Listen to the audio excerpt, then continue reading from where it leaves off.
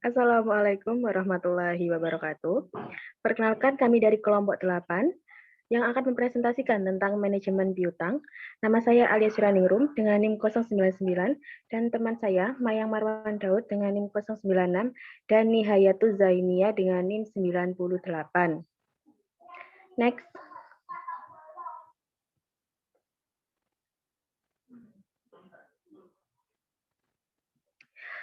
Penjualan secara kredit dilakukan oleh perusahaan karena strategi ini dapat membantu perusahaan meningkatkan penjualan sekaligus mempertahankan konsumen agar tidak beralih ke perusahaan pesaing.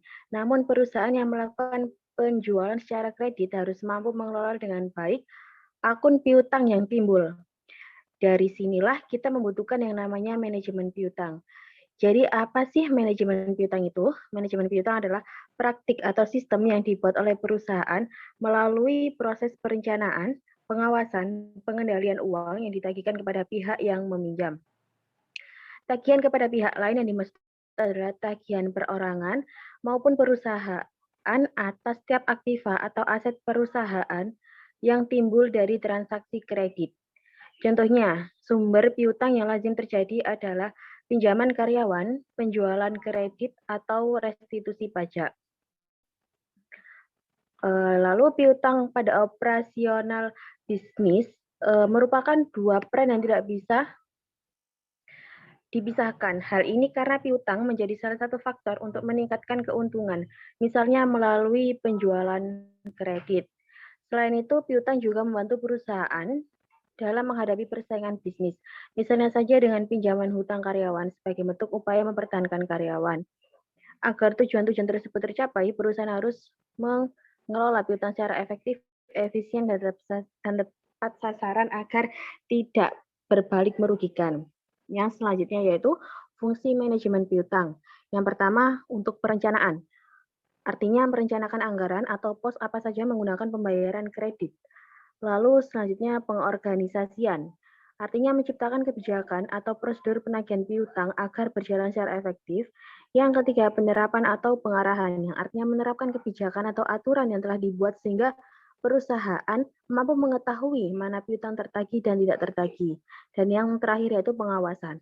Perusahaan harus mengevaluasi kebijakan piutang yang telah dijalankan, apakah pengelolaan piutang berjalan efektif atau justru merugikan. Next.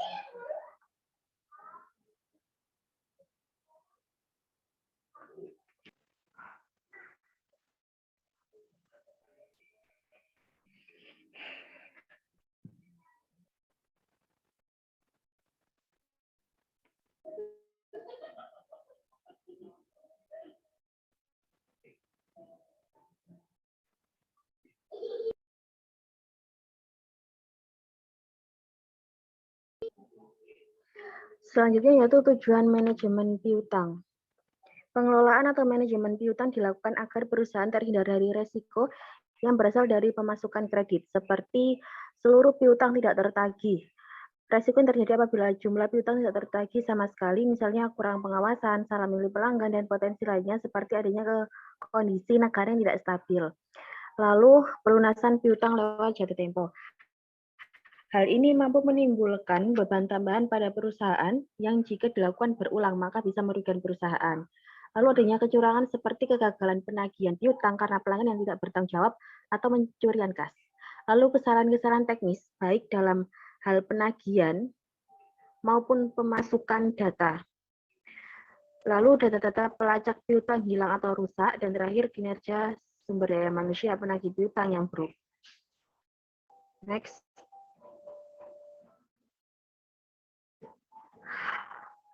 Komponen kebijakan kredit. Yang komponen kebijakan kredit, jika perusahaan memutuskan untuk memberikan kredit pada pelanggannya, maka perusahaan harus menentukan prosedur untuk memperoleh kredit dan pelunasannya yang dituangkan dalam kebijakan kredit yang meliputi syarat penjualan, analisis kredit, dan kebijakan penagihan piutang.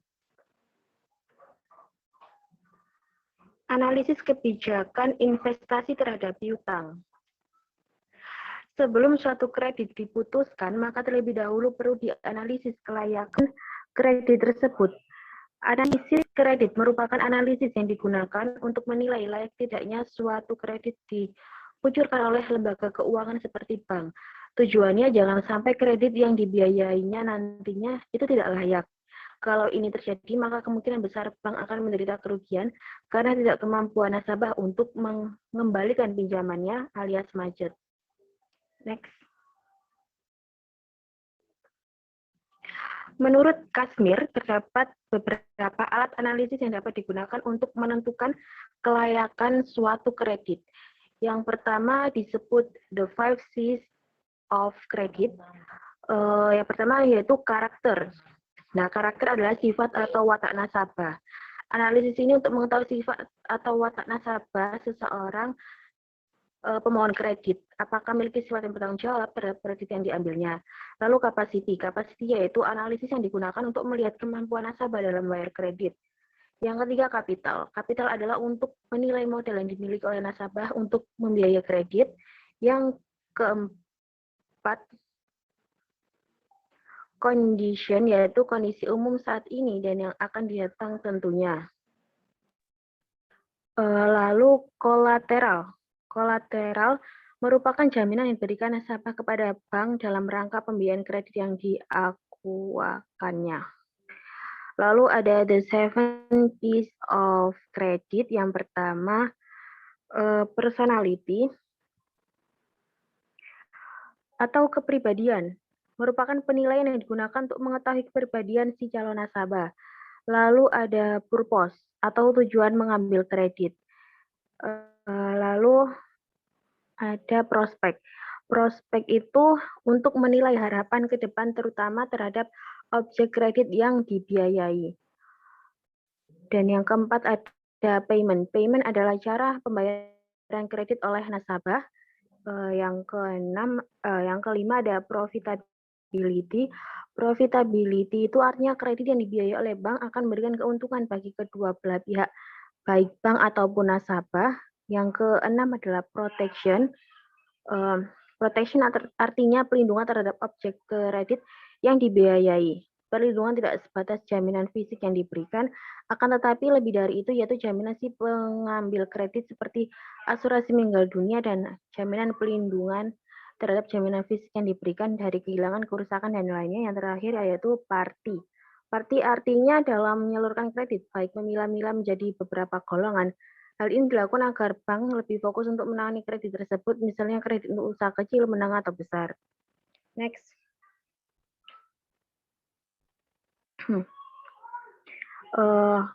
Komponen kebijakan kredit yang pertama yaitu syarat penjualan secara kredit.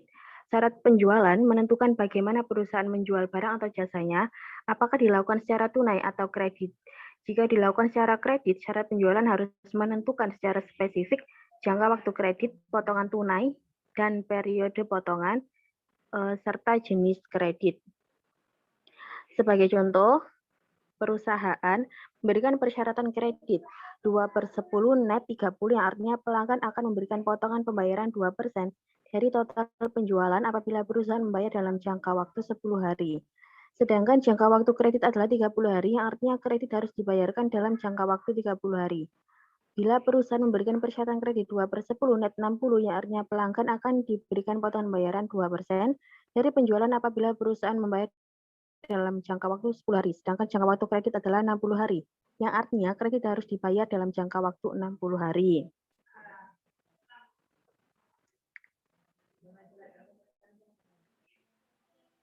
Jangka waktu kredit. Jangka waktu kredit adalah waktu saat penjualan dilakukan sampai dengan pelanggan harus melunasi semua utangnya. Jangka waktu kredit sangat bervariasi antara industri, tetapi biasanya antara 30 hari sampai dengan 120 hari tanggal nota atau invoice merupakan awal periode kredit. Yang biasanya merupakan tanggal saat barang dikirim, bukan tanggal saat barang diterima oleh pembeli. Lalu ada seasonal dating, terkadang dipakai juga untuk mendorong penjualan barang-barang musiman ketika tidak musimnya. Dalam hal ini barang dikirim lebih dahulu tetapi invoice diberi tanggal setelah itu, misalnya barang dikirim bulan Januari dengan syarat 2/10 Net 30, invoice diberi tanggal 1 Mei saat dimulainya jangka waktu kredit. Cara ini mendorong pelanggan memesan barang lebih awal. Next.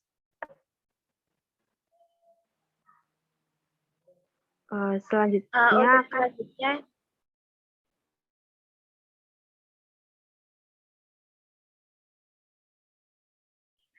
Untuk selanjutnya yaitu faktor yang mempengaruhi lamanya jangka waktu kredit. Dua faktor yang penting adalah jangka waktu persediaan pembeli dan siklus operasi. Siklus operasi perusahaan itu mempunyai dua komponen, yaitu jangka waktu persediaan dan jangka waktu piutang. Dan faktor lainnya yang mempengaruhi lamanya jangka waktu kredit yaitu jenis barang yang dihasilkan atau dijual, permintaan konsumen, biaya, profitabilitas dan standarisasi, resiko kredit, besarnya transaksi, persaingan, dan yang terakhir yaitu jenis pelanggan.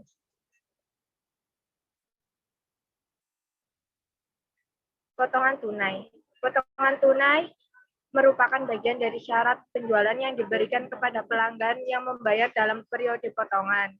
Hal ini untuk mendorong pelanggan membayar lebih cepat dari jangka waktu kredit.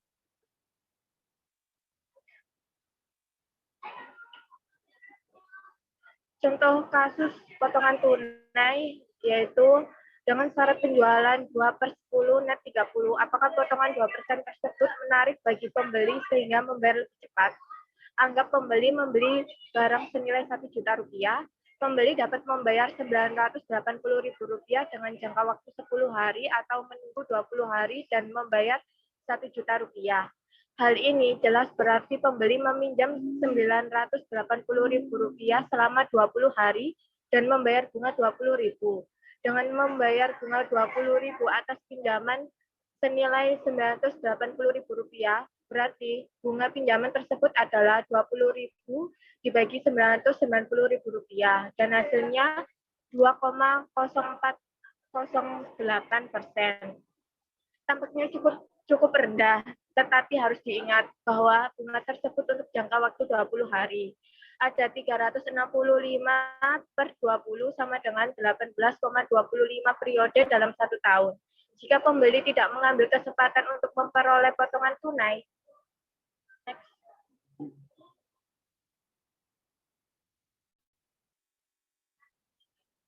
berarti pembeli membayar suku bunga efektif tahunan sebesar 1 dibagi 0,020408 diambil 1 sama dengan 44,6%. Dari sudut pandang pembeli, hal ini merupakan sumber dana yang sangat mahal.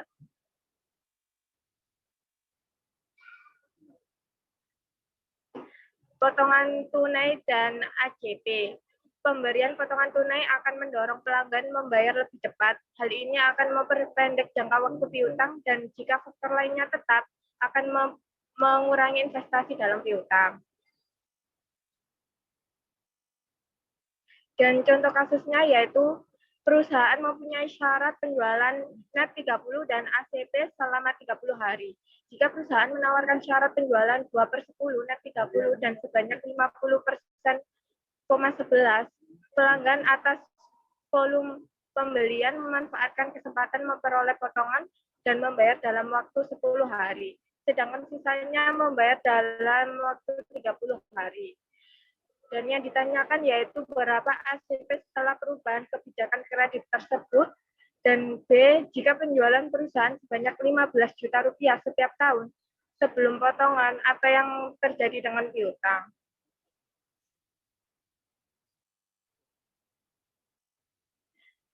Jawabannya, jika dianggap 50% pelanggan membayar dalam waktu 10 hari dan sisanya membayar dalam waktu 30 hari, maka ACP yang baru adalah A, ACP baru sama dengan 0,50 dikali 10 hari ditambah 0,50 dikali 30 hari.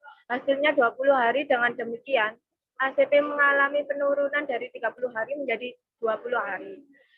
Yang B, rata-rata penjualan per hari adalah Rp15 juta dibagi 365 hari, sama dengan 41,096. Dan piutang akan berkurang sebesar 41,096 dikali 30 hari dikurangi 20 hari. Dan hasilnya adalah 410.960.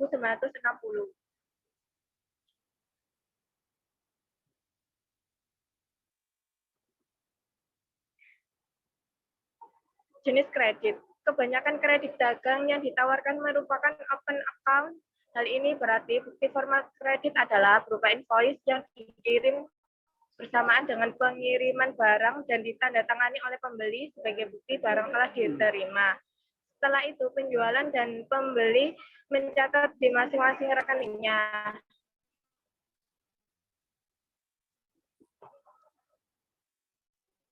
Analisis kebijakan kredit. Faktor-faktor yang mempengaruhi keputusan pemberi kredit yaitu keputusan pemberi kredit layak dilakukan jika NPV-nya positif.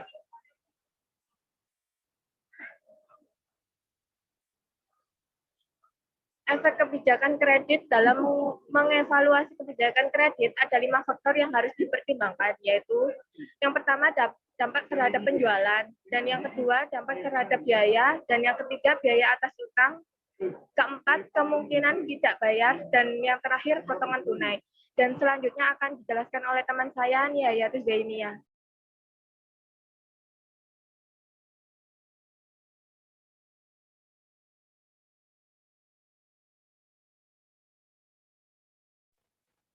Selanjutnya, mengevaluasi usulan kebijakan kredit. Untuk memberikan ilustrasi bagaimana mengevaluasi kebijakan kredit, berikut diberikan contoh perusahaan Locus yang mengevaluasi permintaan dari sejumlah pelanggan untuk mengubah kebijakan kredit sekarang menjadi net 30 hari. Untuk menganalisisnya perlu dijelaskan notasi yang digunakan sebagai berikut. P harga per unit, P biaya variabel per unit, Q jumlah unit produk yang dijual per bulan sekarang, Q aksen jumlah unit produk yang dijual pada kebijakan baru, R tingkat keuntungan yang disyaratkan per bulan. Untuk menjelaskan perhitungan NPV akibat dari perubahan kebijakan kredit perusahaan Citra, berikut ini adalah informasi berkaitan dengan perusahaan Citra. P RP 50, P RP 20, Q 100, Q aksen 110. Jika tingkat keuntungan yang disyaratkan 2% per bulan, apakah perubahan kebijakan kredit perusahaan Citra menguntungkan? Perusahaan saat ini bekerja masih di bawah kapasitas normal, sehingga peningkatan produksi dan penjualan tidak berdampak pada biaya tetap. Penjualan perusahaan Citra sekarang setiap bulan sama dengan P kali Q sama dengan RP 5.000, dan biaya variabel setiap bulan adalah V kali Q sama dengan RP 2.000.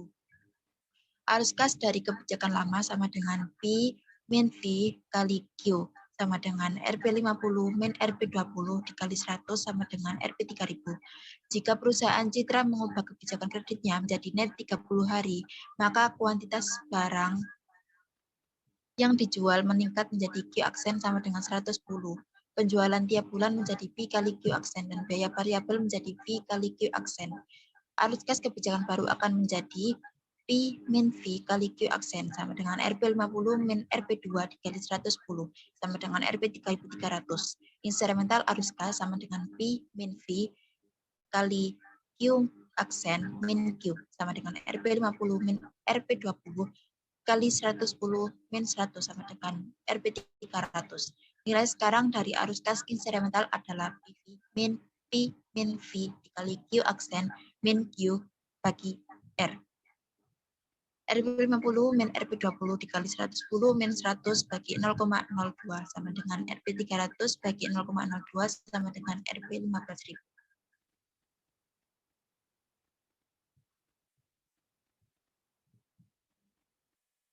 Biaya perubahan kredit. Ada dua komponen yang harus dipertimbangkan dalam menghitung biaya dari perubahan kebijakan kredit. Pertama, karena penjualan meningkat dari Q menjadi Q aksen, perusahaan harus memproduksi lebih banyak, yaitu Q aksen min Q, dan biaya V kali Q aksen min Q, sama dengan 20 dikali 110 min 100 sama dengan RP 200. Kedua, penjualan yang dapat dikumpulkan menjadi kas pada bulan ini berdasarkan kebijakan sekarang sama dengan P kali Q sama dengan RP 50 kali 100 sama dengan RP 5.000. Tidak akan bisa dikumpulkan sampai dengan 30 hari kemudian berdasarkan kebijakan baru. Lanjutan. Besarnya biaya perubahan kebijakan adalah biaya perubahan kebijakan sama dengan P kali Q tambah V kali Q aksen min Q sama dengan Rp 50.000 tambah Rp 200 sama dengan Rp 5.200. NPV dari perubahan kebijakan adalah NPV sama dengan min P kali Q tambah V kali Q aksen min Q tambah P min V kali Q aksen min Q bagi R sama dengan min 5.200 tambah 15.000 sama dengan 9.800. Karena NPV perubahan kebijakan kredit positif, maka perubahan kebijakan kredit adalah menguntungkan perusahaan Citra. Informasi kredit. Perusahaan membutuhkan informasi kredit atas pelanggan. Ada sejumlah sumber informasi yang dapat dimanfaatkan perusahaan, di antaranya laporan keuangan, laporan kredit yang berkaitan dengan masa lalu pelanggan dalam pembayaran kredit dengan perusahaan lain, bank, dan catatan pembayaran perusahaan pelanggan di masa lalu. 5 faktor klasik yang dikenal dengan 5 C's kredit yang biasanya dievaluasi untuk mengetahui kelayakan pelanggan untuk diberikan kredit, yaitu karakter, capacity, kapital, kolateral, dan yang terakhir condition. Kebijakan pengumpulan piutang merupakan komponen terakhir dari kebijakan kredit. Hal ini mencakup pemantauan piutang dan memperoleh pembayaran atas piutang yang telah jatuh tempo. Pemantauan piutang untuk menjaga agar pelanggan membayar kewajibannya tepat waktu. Kebanyakan perusahaan akan memantau piutang yang telah jatuh tempo. Upaya pengumpulan piutang. Dalam upaya melakukan pengumpulan piutang, perusahaan biasanya menempuh langkah-langkah sebagai berikut. 1. Mengirim surat pemberitahuan kepada pelanggan tentang telah jatuh temponya piutang. 2. Perusahaan menghubungi pelanggan melalui telepon. 3. Menugaskan tenaga penagih untuk melakukan penagihan piutang. Dan yang keempat, melakukan upaya hukum untuk melakukan penagihan. Demikian presentasi dari kelompok kami. Kurang lebihnya mohon maaf. Terima kasih. Wassalamualaikum warahmatullahi wabarakatuh.